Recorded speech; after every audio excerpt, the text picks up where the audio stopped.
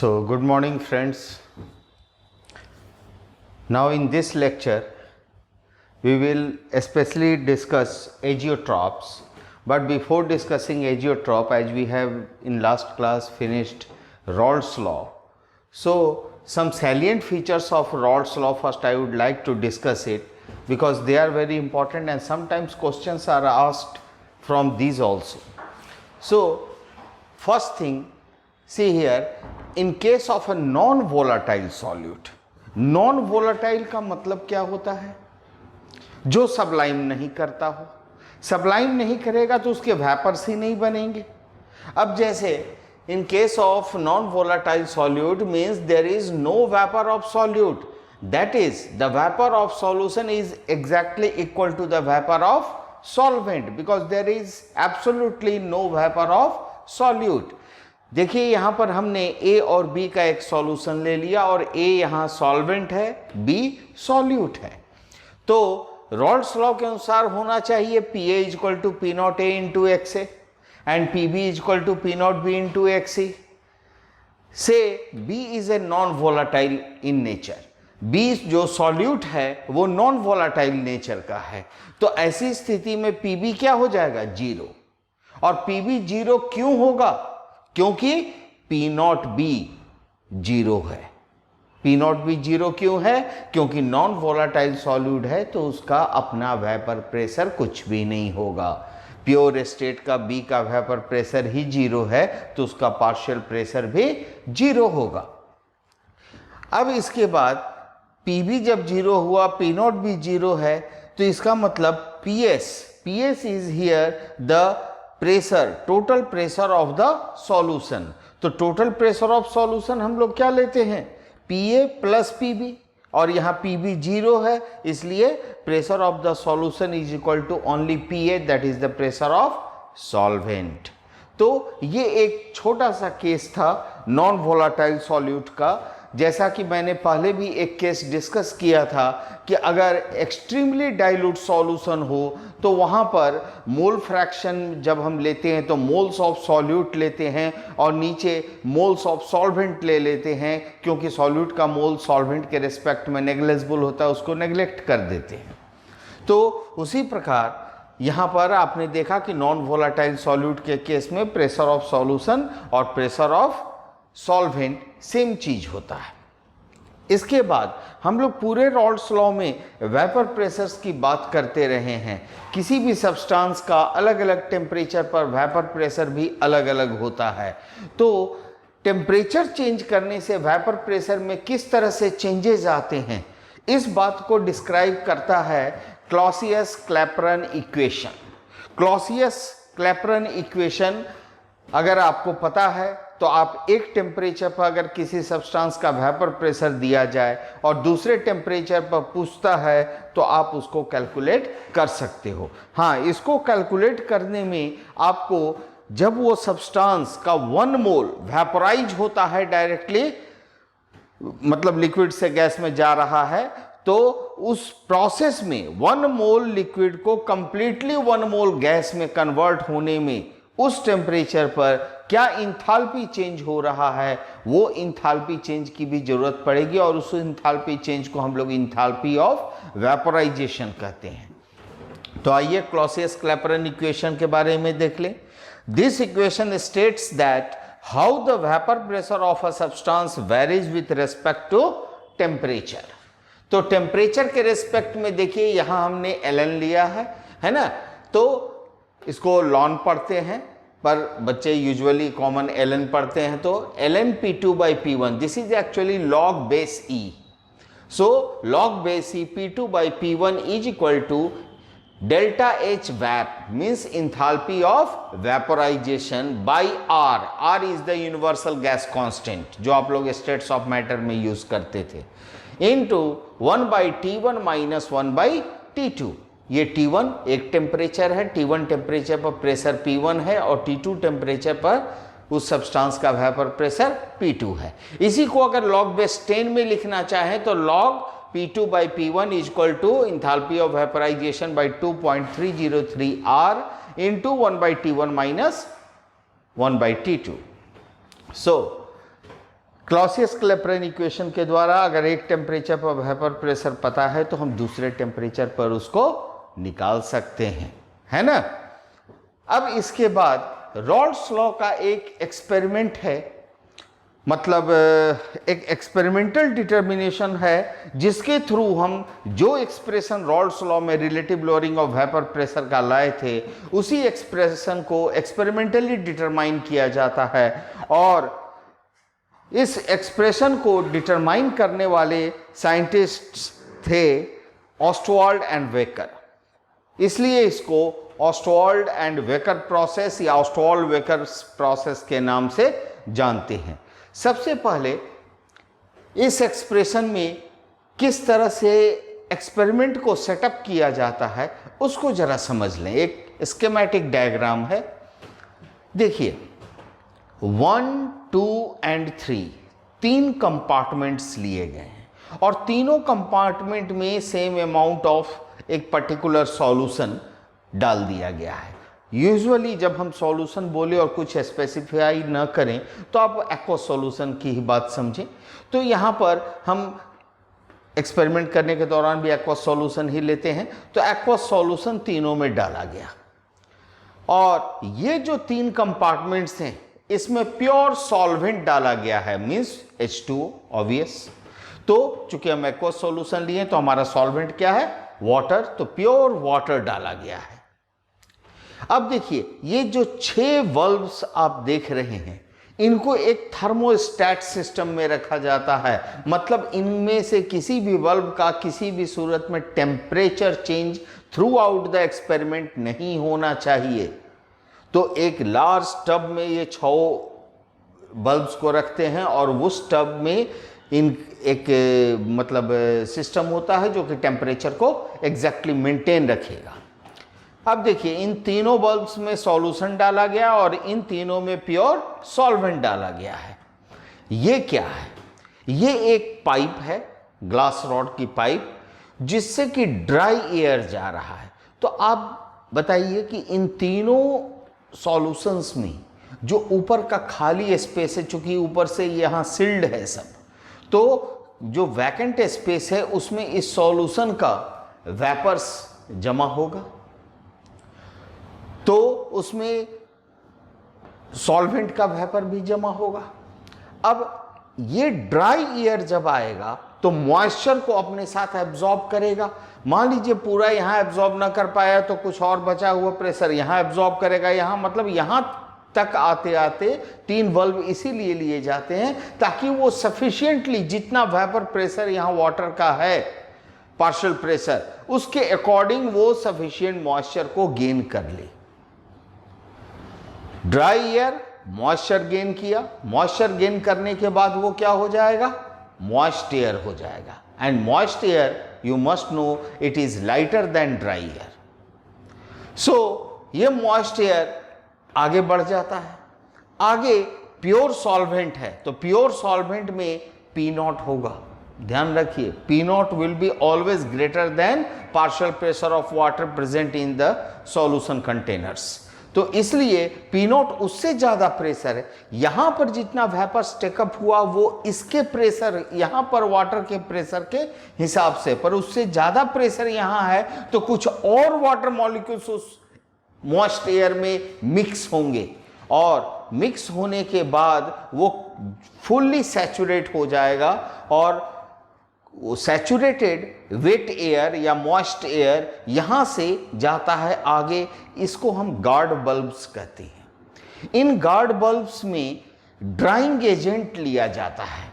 अब देखिए वाटर है हमारा सॉल्वेंट तो हम ड्राइंग एजेंट टर्म का यूज कर रहे हैं। अगर कोई अदर सॉल्वेंट का आप सॉल्यूशन लेते हो तो फिर वहां पर ड्राइंग एजेंट न कह के हम कहेंगे कि एक ऐसा एजेंट लिया गया जो उस पर्टिकुलर सॉल्वेंट को एब्जॉर्ब करने की क्षमता रखता है। तो यहां पर सिंपली ड्राइंग एजेंट मैं बोल रहा हूं।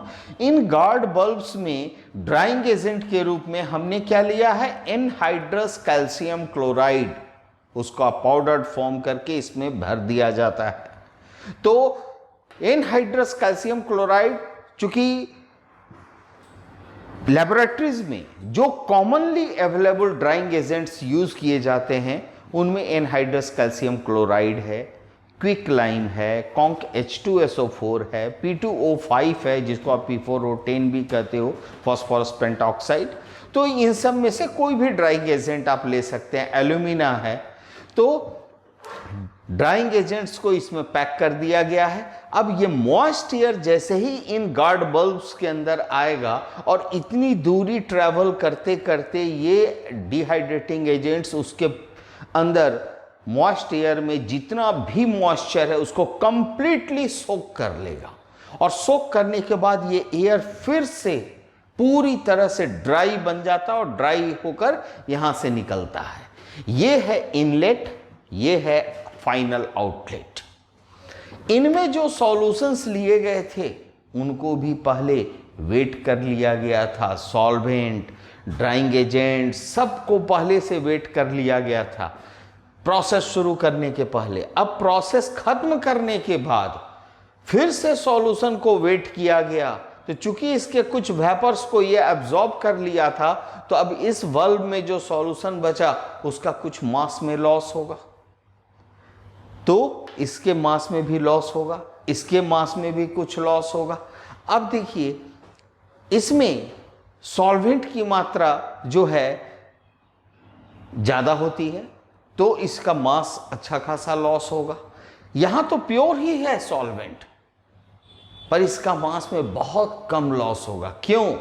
क्योंकि वेरी डाइल्यूट सॉल्यूशन लिए, तो सॉल्वेंट यहाँ प्योर है तो यहाँ भी अप्रोचिंग टू प्योर है, मतलब प्योर से थोड़ा ही सी मात्रा में उसमें सॉल्यूट डाला गया है, इसलिए यहाँ भी सॉल्वेंट का जो वेपर प्रेशर होगा वो इसके काफी क्लोज होगा।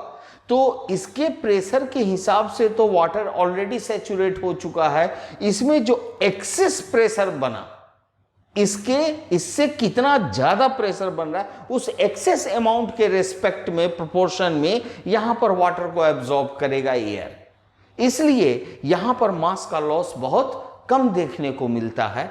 और अब पूरी तरह से फुल्ली मॉइस्ट एयर जब गार्ड से गुजर रहा है तो कैल्शियम क्लोराइड पूरे मॉइस्चर को एब्जॉर्ब कर ले रहा है। इसका मतलब यह हुआ कि जो मास लॉस यहां हुआ और जो मास लॉस यहां हुआ, इन दोनों का टोटल सम के बराबर यहां पर कैल्शियम क्लोराइड में मास गेन होना चाहिए, और ये एक्सपेरिमेंटली जब हम देखते हैं तो अप्रॉक्सीमेटली मिलता ही है।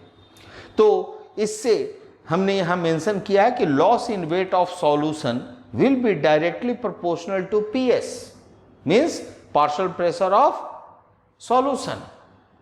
Loss in weight of solvent is directly proportional to P naught minus PS, क्योंकि PS के रिस्पेक्ट में तो यहां पर वेपर ले ही चुका है। अब P naught माइनस PS, यहां पर P naught है तो P naught माइनस PS के प्रोपोर्शन में यहां पर वेपर से एब्जॉर्ब किया, तो loss in weight of solvent will be proportional to P naught minus PS, and gain in weight of calcium chloride will be proportional to, जैसा कि हमने बताया इन दोनों के टोटल लॉस के बराबर।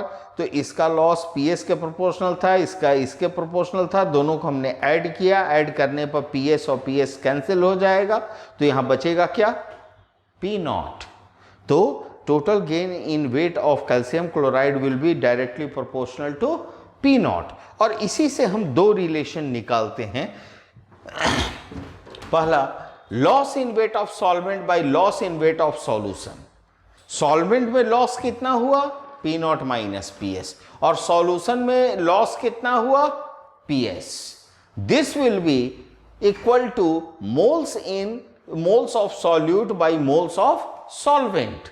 जैसा कि आप जानते हैं ये जो कम मात्रा है ये सॉल्यूट के मोल्स के प्रोपोर्शनल होगा, क्योंकि सॉल्यूट भी हमने वेरी डाइल्यूट सॉल्यूशन लिया था, बहुत कम मात्रा में है, एंड PS विल बी मतलब proportional to moles of solvent. So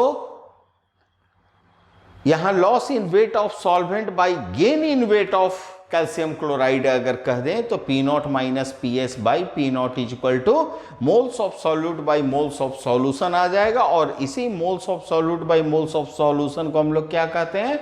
mole fraction of solute. इसका मतलब कि अगर हम सॉल्वेंट को A माने और इसको B माने तो P not a minus P A by P not a बराबर एक्स बी आ गया रॉल्स लॉ का रिलेटिव लोअरिंग का एक्सप्रेशन। तो ये दो एक्सप्रेशंस इससे कंक्लूड किए जाते हैं। क्योंकि इस पर भी कभी कभी क्वेश्चंस दे देता है, और क्वेश्चन जब भी देगा तो वो देगा कि loss in mass of the solution compartment is this, loss in mass from the pure solvent compartment is this, and the total gain of anhydrous calcium chloride is this, total gain in mass। बच्चा अगर ये experiment नहीं पढ़ा है तो वो समझ नहीं पाएगा कि सॉल्यूशन और सॉल्वेंट तो ठीक है, बीच में कैल्शियम क्लोराइड कहाँ से आ गया, एनहाइड्रस कैल्शियम क्लोराइड। और फिर इससे वो कैलकुलेट करने देता है कि suppose molar weight of the solute पता कीजिए, या कुछ और चीज़ कैलकुलेट करने देता है। तो कैसे हम कैलकुलेट करेंगे?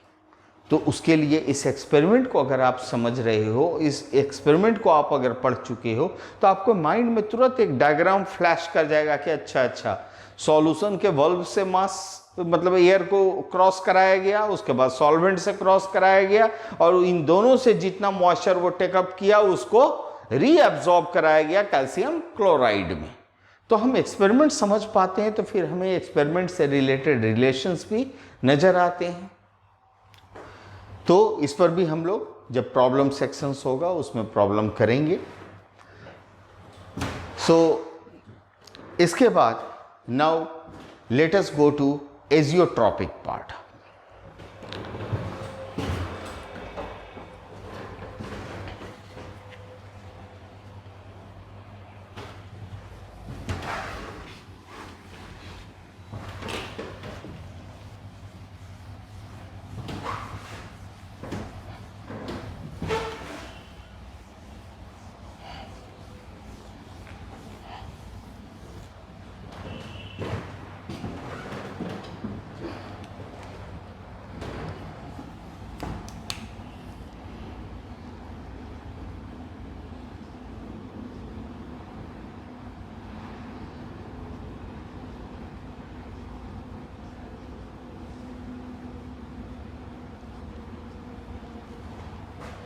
एजियोट्रॉप, एजियोट्रॉप क्या होता है? तो एजियोट्रॉप को समझने के लिए हम इस प्रकार से समझेंगे कि जैसे अगर कोई दो कंपोनेंट ले लें सॉल्यूशन बनाने के लिए, यूजुअली एजियोट्रॉप को समझना है तो बेटर होगा कि हम सॉल्यूट और सॉल्वेंट दोनों ही लिक्विड कंपोनेंट्स लें। तो अगर हम इथेनॉल एंड वाटर ले लेते हैं, तो कोई हमसे पूछेगा कि इथेनॉल और वाटर का सॉल्यूशन बनाना है तो अलग अलग कंपोजिशन वाले, मतलब अलग अलग कंसंट्रेशन वाले कितने तरह के डिफरेंट सॉल्यूशंस बनाए जा सकते हैं? आई विल से इनफाइनाइट, क्योंकि कंसंट्रेशन को तो चेंज करना हमारे हाथ में न है। तो इथेनॉल और वाटर के इनफाइनाइट डिफरेंट कंपोजिशन के सॉल्यूशन बनाए जा सकते हैं। अब out of these infinite compositions there will be one and only one composition at which when you heat the solution the boiling point of both solute and solvent will come together. That is known as constant boiling mixture. At that particular concentration, the solution behaves as a constant boiling mixture, and that solution at that particular concentration is known as constant boiling mixture or azeotropic mixture. Or in simple words you can say this is the azeotrope. देखा गया है कि 95% by volume अगर ethanol लिया जाए और 5% by water, 5% by volume water लिया जाए और इस कंपोजिशन में दोनों को मिलाकर सॉल्यूशन बनाया जाए तो ये इथेनॉल और वाटर का एजियोट्रॉपिक सॉल्यूशन बनता है। तो आइए सबसे पहले हम लोग एजियोट्रॉप को डिफाइन करें।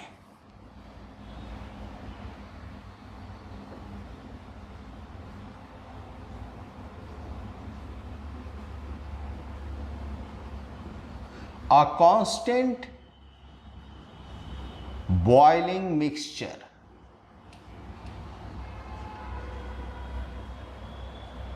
is known as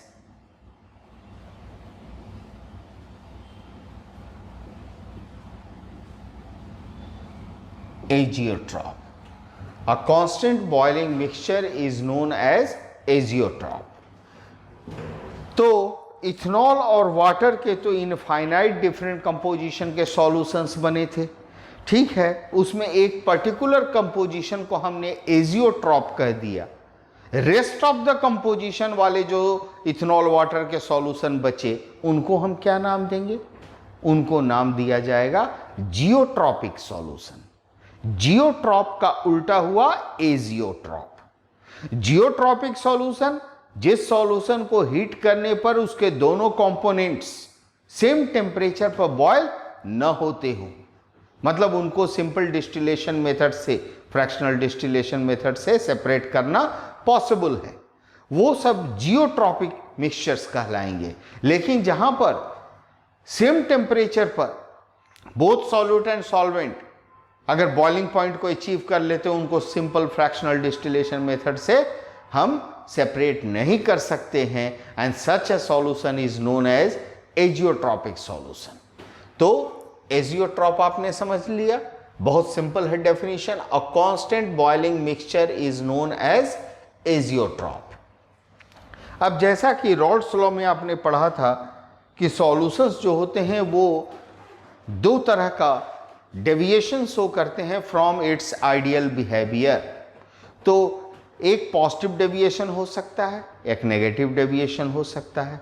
तो यहां जो एजियोट्रॉप है वो भी तो एक सॉल्यूशन ही है, तो वो भी पॉजिटिव डेविएशन शो करेगा और नेगेटिव डेविएशन शो करेगा। तो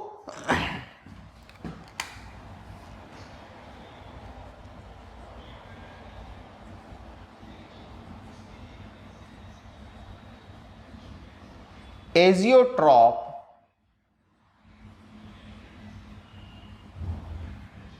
showing positive deviation, azeotrope showing positive deviation from ideal solution, or you can say from Raoult's law। तो जो हमें यहाँ पर एग्जाम्पल ऐसा लेना है कि एक ऐसा एजियोट्रॉप जो कि पॉजिटिव डेविएशन शो करता है, तो पॉजिटिव डेविएशन आइडियल सॉल्यूशन के रिस्पेक्ट में शो कर रहा है। तो सबसे पहले थोड़ा आइडियल सॉल्यूशन के बारे में हम लोग जान लें। आइडियल सॉल्यूशन के बारे में तो पढ़ ही चुके हैं, पर उसका लिक्विड और vapours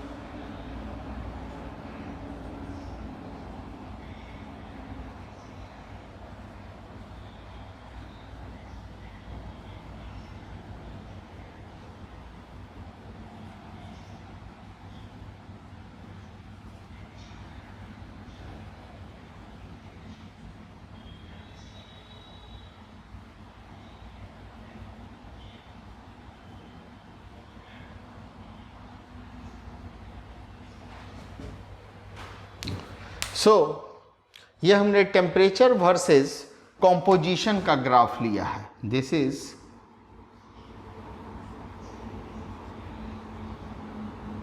composition. Composition means mole fraction, वही जो हम लोग रॉल्ड्स लॉ में ग्राफ ले रहे थे, पर वहाँ वाई एक्सिस पर वेपर प्रेशर था, यहाँ अभी हमने टेम्परेचर लिया है। देखिए ये जो लाइनिंग है ये कर्व जो है वो टेम्परेचर को शो कर लिक्विड फेज को शो कर रहा है। मतलब जो लिक्विड सॉल्यूशन आपने बनाया है जिसको आप आइडियल सॉल्यूशन कह रहे हैं, और ये वेपर फेज का कर्व है, क्योंकि हर टेम्परेचर पर उस सॉल्यूशन का अपना कुछ न कुछ तो वेपर प्रेशर होगा, तो उसका कॉरस्पॉन्डिंग वेपर प्रेशर। जैसे अगर हम बात करें इस पॉइंट की, सपोज इस पॉइंट को अगर हम x ले लें, इस पॉइंट को x ले लिया, तो ये x कंपोजिशन हुआ इस पॉइंट पर A और B का, और इस वक्त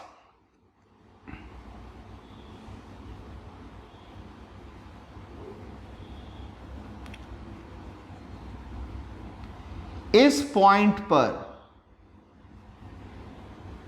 इसको पैरेलल टू एक्स एक्सिस बढ़ाया, तो जब लिक्विड का कंपोजिशन x है A और B का, उस पॉइंट पर अगर हम इसके वेपर फेज का कंपोजिशन है देखें तो वो x डैश हो जाएगा।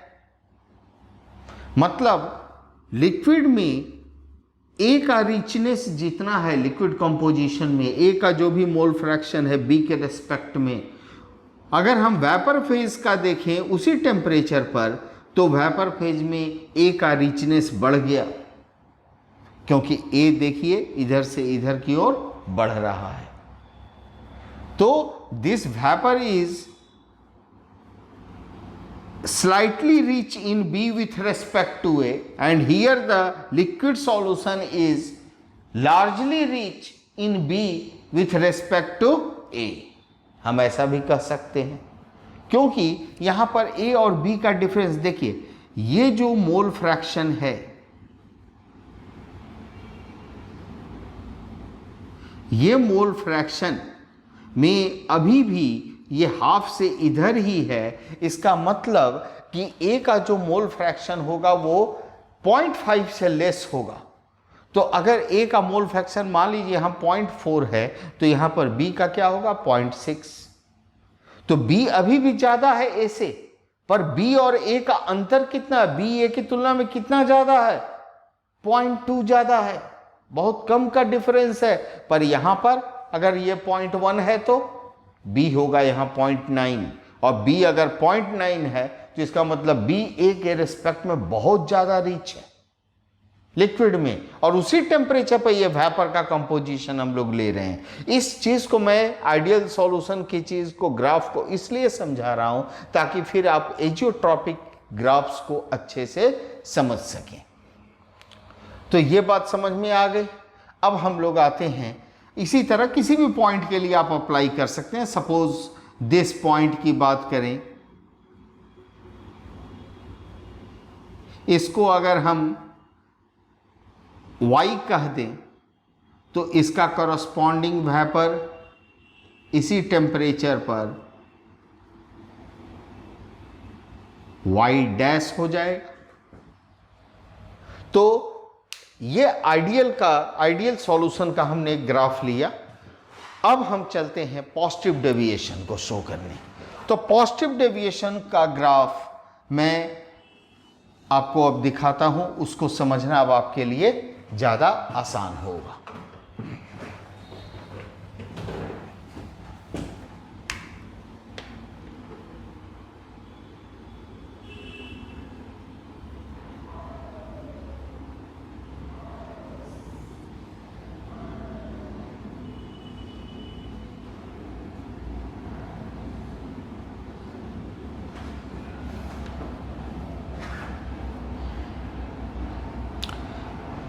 अभी जो हम positive deviation from ideal behaviour जो ले रहे हैं, इसमें पहला जो ग्राफ ले रहे हैं वो वही ग्राफ है जो आप पढ़ चुके हैं।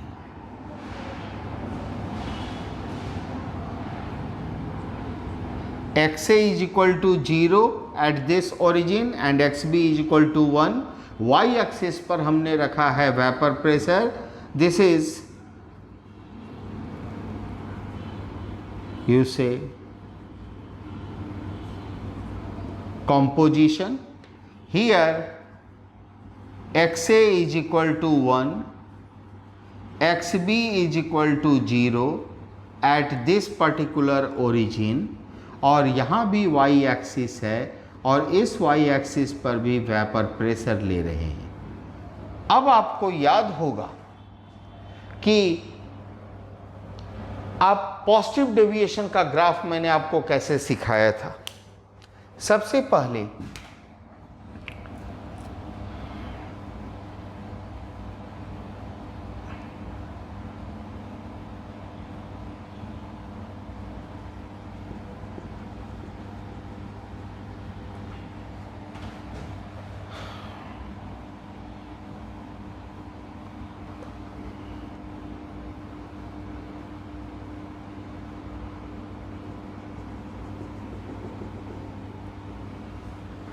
ये डॉटेड स्ट्रेट लाइन जो कि आइडियल के लिए होता है,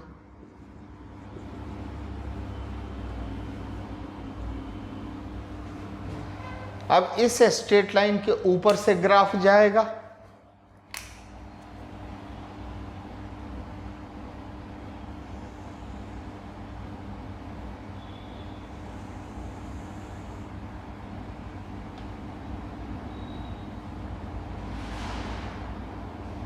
ये हुआ ग्राफ, इसका ग्राफ ये हुआ, और ये अगर मान लो कि लार्जली पॉजिटिव डेविएशन शो कर रहा है तो इसका ग्राफ इस तरह से ऊपर होता हुआ जाएगा।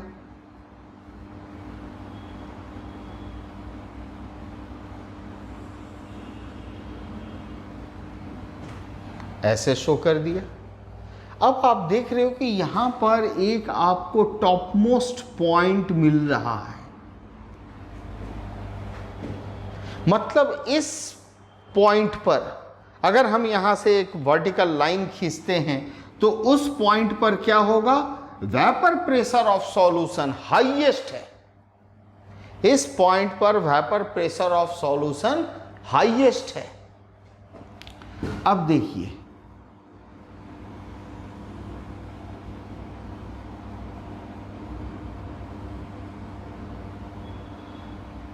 ये कर्व, ये किसका कर्व है, तो ये था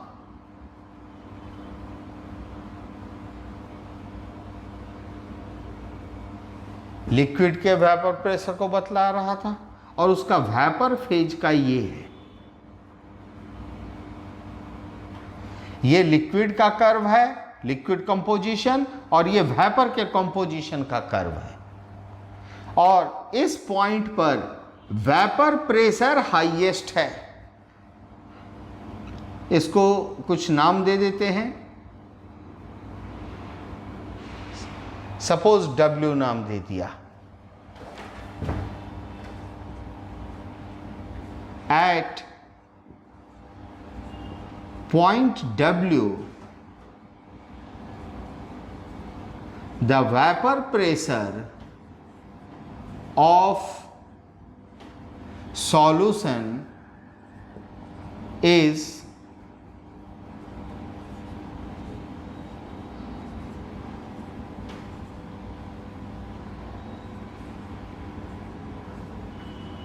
highest or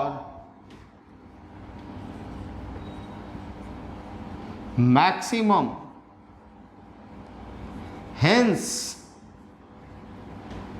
its boiling point at this composition will be, क्या होगा, वेपर प्रेशर अगर हाईएस्ट है, मैक्सिमम है, तो बॉइलिंग पॉइंट क्या हो जाएगा, मिनिमम।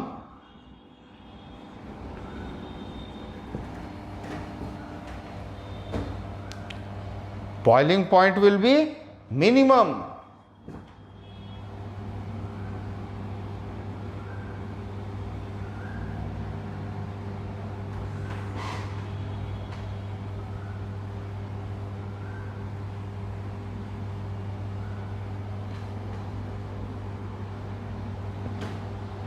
आइए अब टेम्परेचर वर्सेस कॉम्पोजिशन का ग्राफ देख लें।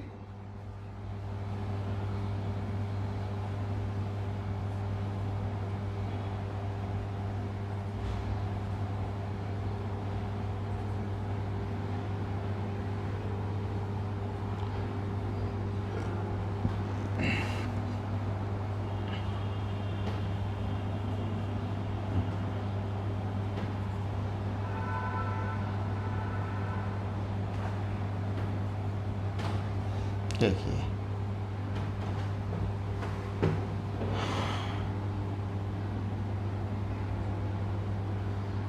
अगर हम यही एक्स और वाई एक्सिस रखें, यहां भी सिर्फ वाई एक्सिस पर जो वेपर प्रेशर था उसको हमने टेम्परेचर अगर बना दिया तो ये ग्राफ किस तरह से अब मूव करेगा।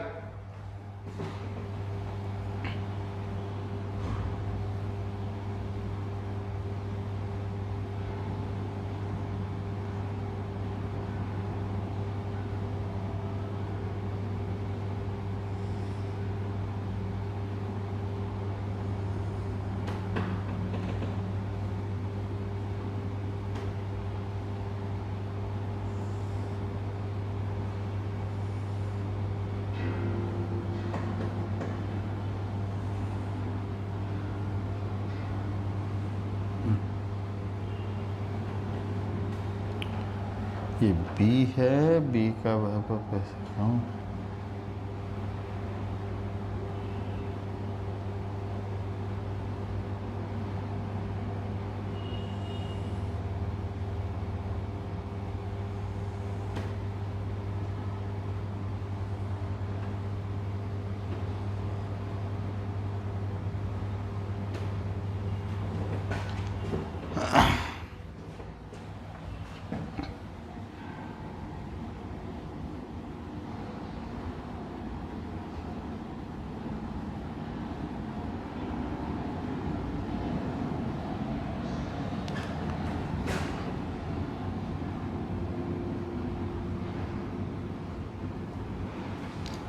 अब समझिए यहां पर क्या था, एक्स ए 0, एक्स बी 1। एक्स बी 1 का मतलब क्या हुआ, बी प्योर स्टेट में है और यहां पर ए प्योर स्टेट में है। जरा देखिए किसी पर्टिकुलर टेम्परेचर पर ही, चूंकि यह पूरा टी कांस्टेंट है, तो किसी पर्टिकुलर टेम्परेचर पर बी का वेपर प्रेशर, प्योर बी का वेपर प्रेशर क्या है, this is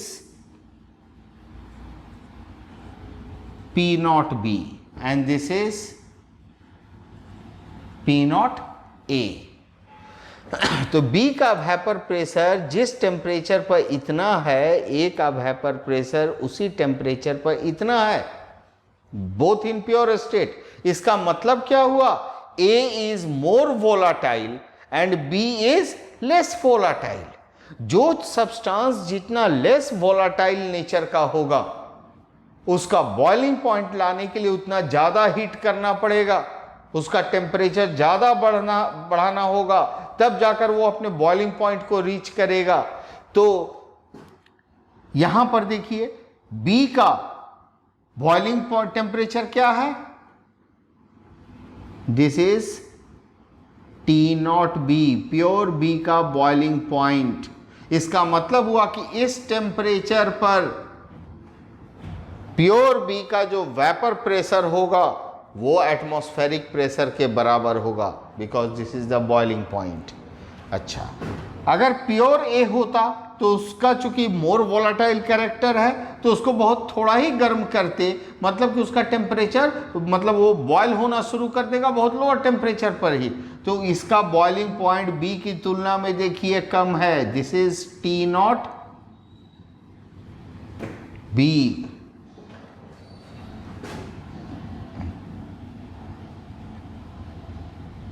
T naught, sorry ये ए था, this is T naught A and this is T naught B. B का बॉइलिंग टेम्परेचर, ए का बॉइलिंग टेम्परेचर। अब देखिए यहां पर ये लिक्विड फेज को शो कर रहा है और ये वेपर फेज को, और यहाँ भी ये लिक्विड फेज को, ये वेपर फेज को, और इसके अंदर का जो पूरा सरफेस है ये लिक्विड प्लस वेपर दोनों के मिक्स फेज को शो कर रहे हैं। यहाँ पर आप इन दोनों ग्राफ में ध्यान दीजिए, यहाँ ऊपर वाला लाइन लिक्विड फेज को शो कर रहा था और नीचे वाला लाइन वेपर फेज को, जबकि यहाँ पर नीचे वाला लाइन ही लिक्विड फेज को शो कर रहा है, ऊपर वाला लाइन वेपर फेज को। तो ये थोड़ा सा डिफरेंस को ध्यान में रखिएगा। अब देखिए, जिस कंपोजिशन पर यहाँ वेपर प्रेशर हाईएस्ट हुआ था, ठीक उसी कंपोजिशन पर यहाँ पर बॉइलिंग पॉइंट क्या हो गया, लोएस्ट हो गया। बाकी किसी भी पॉइंट को अगर हम बात करें तो किसी भी पॉइंट पर, जैसे यहाँ पर ए और बी का मिक्सचर है, ये कंपोजिशन है, तो इसके ये बॉइलिंग पॉइंट होगा और वहाँ पर वेपर कंपोजिशन क्या मिलेगा, ये मिलेगा।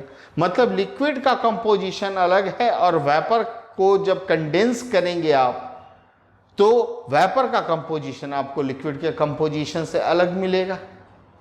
तो यहाँ पर जो सॉल्यूशन होगा उसको अभी सिंपल डिस्टिलेशन मेथड से हम दोनों मिसिबल लिक्विड्स को सेपरेट कर सकते हैं, पर यहाँ सिंपल डिस्टिलेशन मेथड से इस पॉइंट पर सेपरेट करना पॉसिबल नहीं है, क्योंकि यहाँ पर लिक्विड का भी जो कंपोजिशन है वेपर स्टेट में भी एग्जैक्टली वही कंपोजिशन आ गया। तो यही हुआ azeotropic point, and this we can से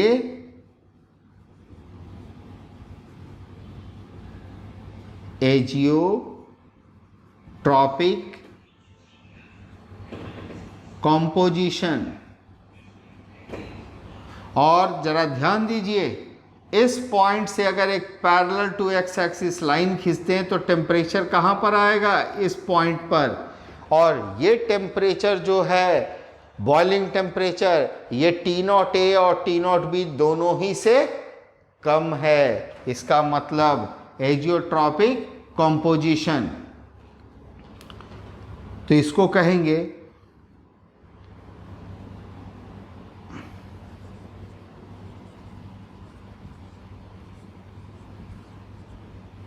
azeotrope showing positive deviation or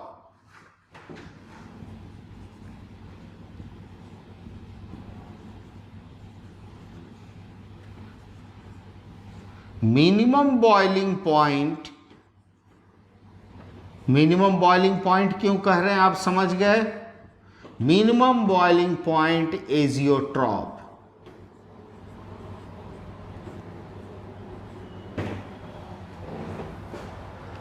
मतलब जो एजियोट्रॉप पॉजिटिव डेविएशन शो करेगा वो मिनिमम बॉइलिंग पॉइंट एजियोट्रॉप होगा। For example 95% by volume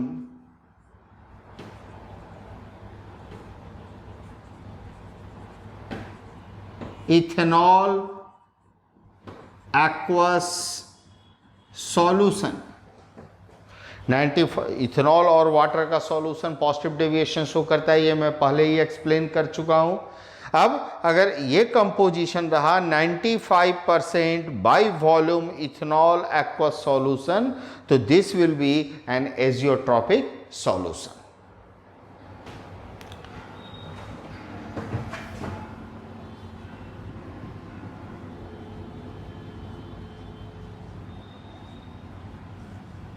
Similarly,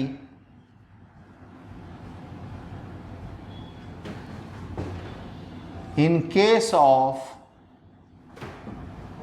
an agiotrop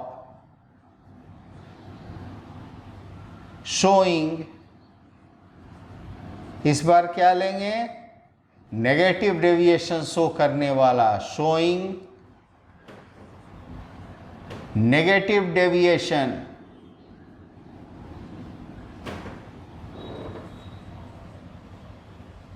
from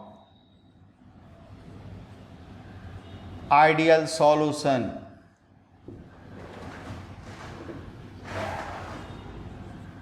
अब इनका ग्राफ भी उसी तरह से हो जाएगा।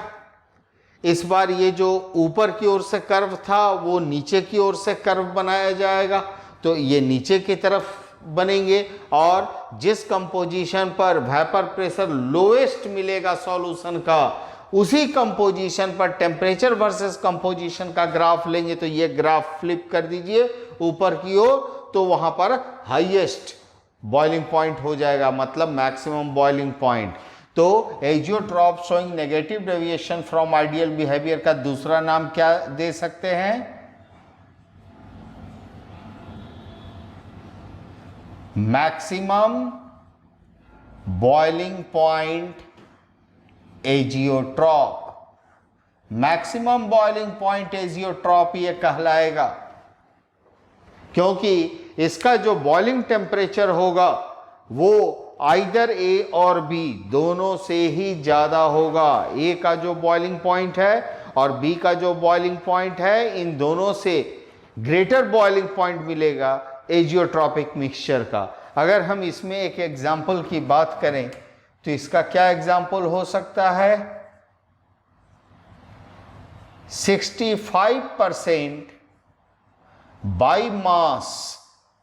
देखिए वहां बाई वॉल्यूम लिया था, यहां बाई मास है। 65% by mass of nitric acid aqueous solution, मतलब नाइट्रिक एसिड और वाटर का ऐसा सॉल्यूशन लेना है जिसमें नाइट्रिक एसिड की मात्रा 65% बाई मास होनी चाहिए। तो ऐसे कंडीशन में ये जो सॉल्यूशन बनेगा ये एक एजियोट्रॉपिक मिक्सचर होगा। और आपको मैं बता चुका हूं कि कोई भी स्ट्रॉन्ग एसिड, स्ट्रॉन्ग बेस का वाटर के साथ अगर आप सॉल्यूशन बनाते हैं बहुत आसानी से वो डिजॉल्व होते हैं, मतलब सिस्टम स्टेबलाइज होता है। So definitely they will show negative deviation from Rawls law. तो ये एजियोट्रॉपिक मिक्सचर भी तो नेगेटिव डेविएशन शो कर रहा है, और नेगेटिव डेविएशन कर रहा है, इसीलिए इसका नाम क्या होगा? Maximum boiling point azeotrope. जो पॉजिटिव डेविएशन शो कर रहा था उसका नाम क्या हुआ? Minimum boiling point azeotrope. और नेगेटिव डेविएशन के केस में मैक्सिमम बॉइलिंग पॉइंट एजियोट्रॉप। होता क्या है कि बच्चे इस ग्राफ को याद कर लेते हैं, जैसे ये हुआ मिनिमम बॉइलिंग पॉइंट और उसी तरह ऊपर की ओर अगर अटैच हुआ तो मैक्सिमम बॉइलिंग पॉइंट, लेकिन कंफ्यूजन हो जाएगा। 4 ऑप्शंस देते हैं, वहां पर आप कंफ्यूज कर जाओगे। इसलिए ध्यान रखना,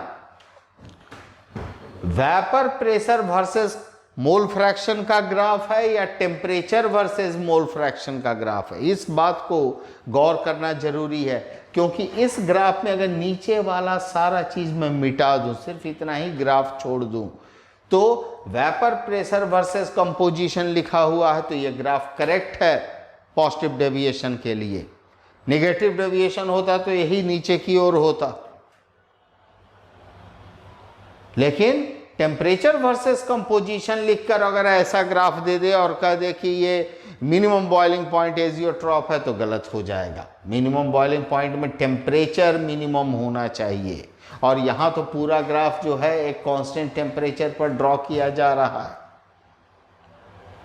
आ रही बात समझ में? तो आप ग्राफ को सिर्फ ऐसा फोटो देखकर करेक्ट मत कर देना, क्योंकि ये फोटो ऐसा भी है और ऐसा भी है।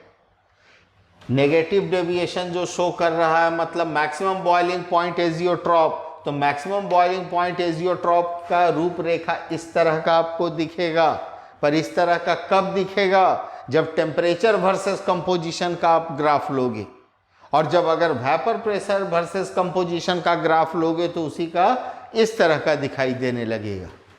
तो इस बात का ख्याल रखिएगा। और दूसरी बात ये भी ख्याल रखना जरूरी है कि आप कौन से फेज को वहाँ लिक्विड दिखाया और कौन से फेज को वेपर दिखाया है। देखिए यहाँ नीचे वाला लिक्विड, ऊपर वाला वेपर है, यहाँ ऊपर वाला लिक्विड और नीचे वाला वेपर है। हो सकता है कि ग्राफ आपको वेपर प्रेशर वर्सेस कंपोजिशन का ही दे, और ग्राफ भी सही दिया, ऐसे ही दिया, लेकिन इसको लिक्विड और इसको वेपर लिख दिया, ग्राफ गलत हो जाएगा।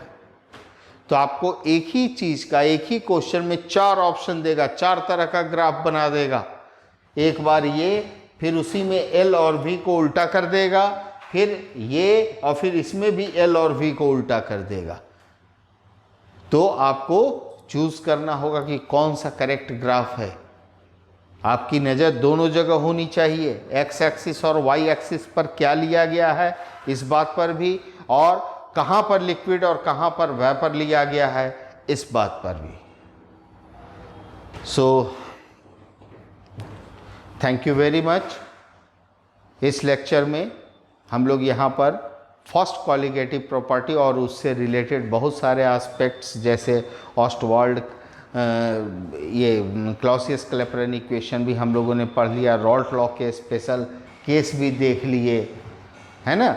और इसके बाद एक्सपेरिमेंटल मेथड जो था उसको भी हमने, ऑस्टवाल्ड बेकर्स प्रोसेस, उसको भी हम लोगों ने डिस्कस किया। एजियोट्रॉप के क्या कंडीशंस होंगे और किस तरह के होंगे उसको भी डिस्कस किया। एजियोट्रॉप के और भी टाइप्स होते हैं, जैसे homogeneous azeotrope, heterogeneous azeotrope. Chloroform और वाटर जो है पार्शियली सॉल्युबल है क्लोरोफॉर्म वाटर में या वाटर क्लोरोफॉर्म में, इसलिए उनका हेट्रोजीनस एजियोट्रॉप बनता है। पर चूंकि आपके सिलेबस में हेट्रोजीनस एजियोट्रॉप की बात नहीं की गई है, इसलिए मैं उसको यहाँ पर डिस्कस नहीं कर रहा हूँ। हम लोग सिर्फ होमोजीनस एजियोट्रॉप की ही बात करेंगे। Thank you very much.